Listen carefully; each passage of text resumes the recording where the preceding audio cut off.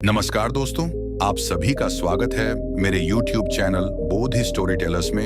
एक बार की बात है, बुद्ध भगवान अपने शिष्यों के साथ जंगल में यात्रा कर रहे थे। रास्ते में उन्होंने एक गांव देखा जहां लोग किसी रहस्यमयी डर में जी रहे थे। गांव के लोगों ने बुद्ध से कहा, भगवान, हमारे गांव में एक भयानक राक्षस रहता है जो रात को आता है और डरावनी आवाजें करता है। हमें बहुत भय लगता है, कृपया हमारी मदद करें। बुद्ध मुस्कुराए और बोले, डर कोई बाहरी चीज नहीं है, यह हमारे मन की उपज है।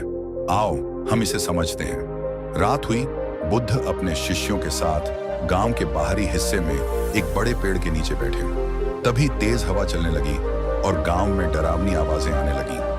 बुद्ध शांत बैठे रहे, उनके चेहरे पर एक भी भय की झलक नहीं थी।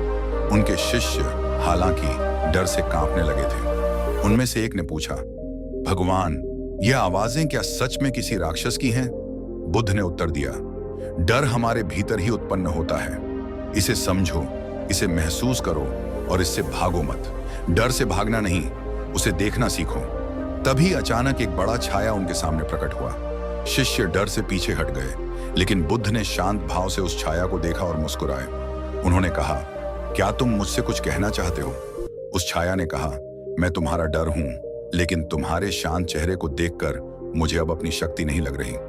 बुद्ध ने उससे कहा, डर तभी शक्ति प्राप्त करता है जब हम उसे मन में जगह देते हैं। जब उसे स्वीकार करते हैं और पहचानते हैं कि यह हमारे ही विचारों का निर्माण है, तो यह समाप्त हो जाता है।